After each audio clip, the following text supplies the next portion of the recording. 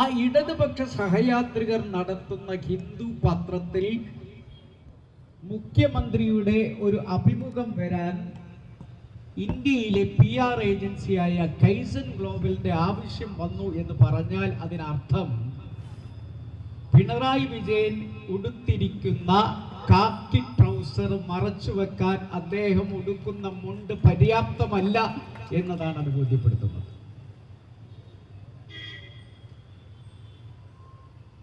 അത് ഇന്നലെ അഴിഞ്ഞു പോയിരിക്കുന്നുണ്ട്. കാക്കി ട്രൗസർ പുറത്തു വന്നിരിക്കുന്നു. നിങ്ങൾ ആദ്യം മനസ്സിലാക്കേണ്ടത്, ഒരു പത്രവുമായി അഭിമുഖം നടത്തുമ്പോൾ സാധാരണ മുഖ്യമന്ത്രിയും അഭിമുഖം നടത്തുന്ന അതിൻ്റെ റിപ്പോർട്ടറും മാത്രമാണ് ഉണ്ടാവുക. കൂടി വന്നാൽ മുഖ്യമന്ത്രിയുടെ പ്രസ് സെക്രട്ടറി കൂടി അതിൽ ഇരിക്കും. എന്നാൽ ഇവിടെ അതിന് പുറമെ കൈസൻ ഗ്ലോബൽ PR ഏജൻസിയുടെ 2 ആൾ കൂടി കയറിയിരുന്നിരിക്കുന്നു. അതിൽ ഒരാളുടെ പേര് അയാൾ തന്നെ സ്വയം പരിചയപ്പെടുത്തി, സുബ്രഹ്മണ്യൻ എന്നാണ്. ആ സുബ്രഹ്മണ്യൻ പറയുന്നുണ്ട്, ഞാൻ കൈസൻ PR ഏജൻസിയുടെ ആളൊന്നും അല്ല, ഞാൻ റിലയൻസിൽ പ്രവർത്തിക്കുന്ന ഒരാളാണ്. അതിനാണ് റിലയൻസ്. നാഴികക്ക് 40 വട്ടം റിലയൻസും അംബാനിയും ഈ രാജ്യത്തിന്റെ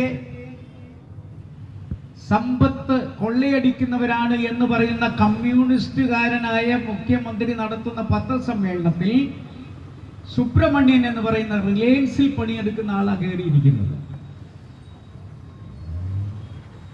അപ്പൊ റിലയൻസ്, അംബാനി ഒക്കെ ആരാന്ന് നമുക്കറിയാം. അവർക്ക് പ്രധാനമന്ത്രിയോടുള്ള ബന്ധവും അറിയാം. പത്രസമ്മേളനം കഴിഞ്ഞു പോയ ശേഷം ഈ സുബ്രഹ്മണ്യനാണ്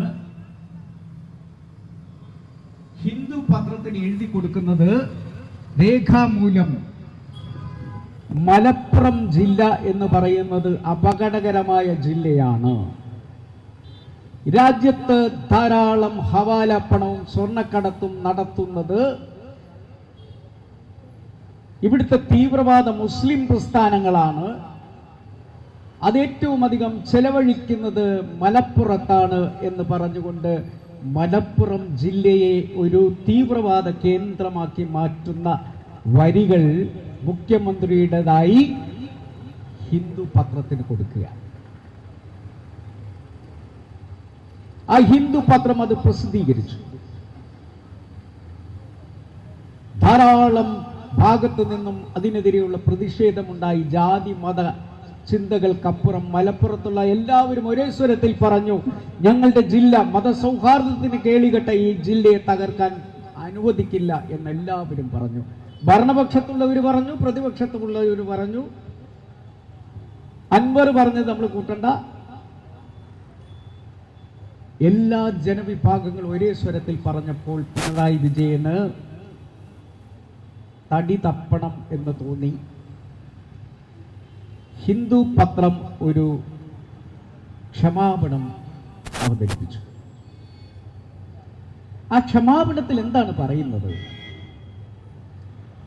ഇത് ഞങ്ങളുടെ ഭാഗത്തു നിന്ന് വന്ന തെറ്റല്ല, ഇത് ഞങ്ങൾക്ക് PR ഏജൻസി എഴുതി തന്നത് ചേർക്കണമെന്ന് നിർബന്ധിച്ചത് കൊണ്ട് ചേർത്തതാണ്.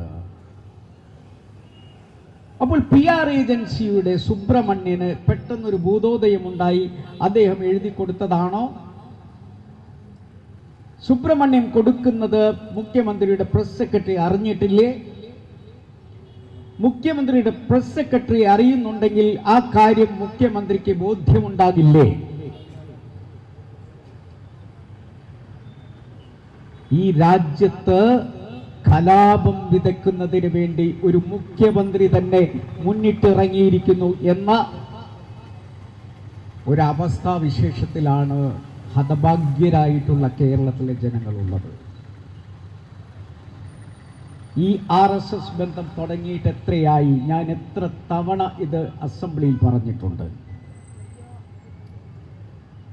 ഞാൻ അസംബ്ലിയിൽ ഒരിക്കൽ പറഞ്ഞു, ആ വാർത്ത വന്നത് കൈരളി പീപ്പിൾ എന്ന് പറയുന്ന ചാനലിലാണ്.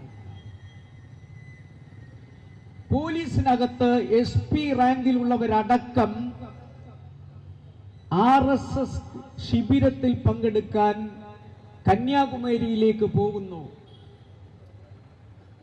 അതിന് തയ്യാറെടുക്കുന്നതിന് വേണ്ടി തത്വമസി എന്ന് പറയുന്ന ഒരു വാട്സപ്പ് ഗ്രൂപ്പ് ഉണ്ടാക്കി എല്ലാ പോലീസ് മേധാവികളും അതിൽ പരസ്പരം ചർച്ച ചെയ്യുന്നു. ചർച്ച ചെയ്ത ശേഷം അവർ കന്യാകുമാരി RSS ശിബിരത്തിൽ പങ്കെടുക്കുന്നു. ആര്? കേരളത്തിന്റെ പോലീസ്. ഇതാദ്യം ഇതിനെതിരെ ശബ്ദിച്ചത് CPIയുടെ നേതാവ് ആനി രാജയാണ്. അതിനുശേഷം പീപ്പിൾ ചാനലിൽ ഇത് വന്നപ്പോൾ ആ പീപ്പിൾ ചാനലിൽ സംസാരിക്കാൻ വന്നിട്ടുള്ള ഒരു നേതാവ് അന്നത്തെ MLA ആയ ഷംഷീറാണ്, ഇന്നത്തെ സ്പീക്കർ. അദ്ദേഹം അതിൽ പറയുന്നുണ്ട്, പോലീസിൽ RSS വരുന്നു എന്നറിയുന്നു, അത് എന്ത് വില കൊടുത്തും തടയേണ്ടതാണ് എന്ന് അദ്ദേഹം പറയുന്നുണ്ട്. ഇത് ഞാൻ നിയമസഭയിൽ മുഖ്യമന്ത്രിയുടെ മുഖത്ത് നോക്കി ചോദിച്ചു, ഇത് സത്യമാണോ? പീപ്പിൾ ചാനലാണ് പറയുന്നത്, ആനി രാജയാണ് പറയുന്നത്. മുഖ്യമന്ത്രി ഇത് ശരിയാണോ തെറ്റാണോ എന്നെങ്കിലും പറയണം. ഇന്നേ ദിവസം വരെ എനിക്കതിന് മറുപടി തന്നിട്ടില്ല. പക്ഷെ അതിനുള്ളിൽ തന്നെ നമുക്കെല്ലാം ബോധ്യമായി, പോലീസിൽ RSSന്റെ കുറെ ആളെങ്കിലും ഉണ്ട്. അതിൽ പ്രധാനി കേരളത്തിന്റെ ADGP അജിത് കുമാർ തന്നെയാണ്. അത് നിങ്ങൾക്കൊക്കെ ബോധ്യമാകാൻ അൻവർ എന്ന് പറയുന്ന അവരുടെ തന്നെ ഒരു MLA വേണ്ടി വന്നു എന്നുള്ളതാണ് സത്യം.